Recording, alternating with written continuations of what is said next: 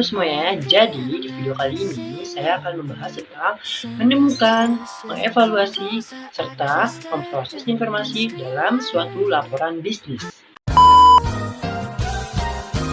Hasil itu sebenarnya laporan. Laporan adalah suatu ringkasan tertulis tentang suatu peristiwa, informasi, ataupun kondisi, serta suatu proyek yang di dalamnya terdapat informasi penting.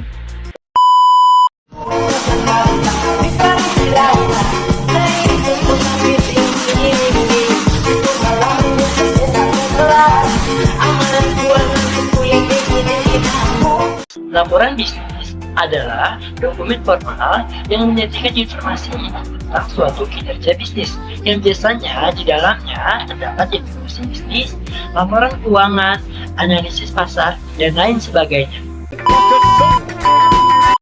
Apa sih sebenarnya pentingnya penelitian primer dan juga sekunder? Sangat penting sekali karena keduanya saling melengkapi satu sama lain dan juga saling memberikan pandangan yang berbeda satu sama lain. Dalam laporan pembuatan bisnis ada data primer dan juga ada data sekunder.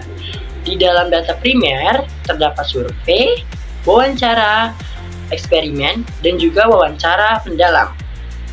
Serta di dalam sekunder, yang pertama ada laporan tahunan, artikel jurnal, data statistik, dan juga laporan industri. Laporan pembuatan bisnis terbagi menjadi 3 jenis. Yang pertama, laporan berdasarkan tujuan. Yang kedua, laporan berdasarkan konten. Dan yang ketiga, laporan berdasarkan target audiens. Berdasarkan jenis-jenisnya, laporan yang pertama berdasarkan tujuan. Yang pertama adalah laporan kinerja, yang kedua adalah laporan keuangan, dan yang ketiga adalah laporan strategis, dan masih banyak lagi lain. Berikutnya, laporan bisnis berdasarkan konten. Yang pertama adalah laporan hukum, yang kedua adalah laporan pemasaran, dan yang ketiga adalah laporan audit. Yang berikutnya, laporan bisnis berdasarkan target audiens.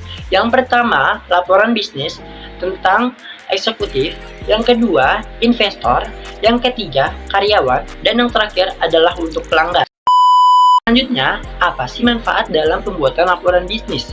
Yang pertama, sebagai pemantauan kinerja, yang kedua, sebagai pengambil keputusan, dan yang ketiga, sebagai alokasi sumber daya dengan efektif.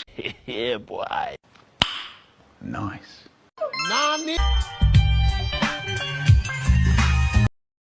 Gimana sih caranya kita menyusun laporan pembuatan bisnis? Yang pertama, tentukan tujuan dan juga audiens. Yang kedua, tentukan topik yang akan dibahas. Yang ketiga, kumpulkan informasi, bisa dari informasi primer ataupun sekunder. Dan yang terakhir, buat kerangka laporan, serta jangan lupa untuk merevisinya.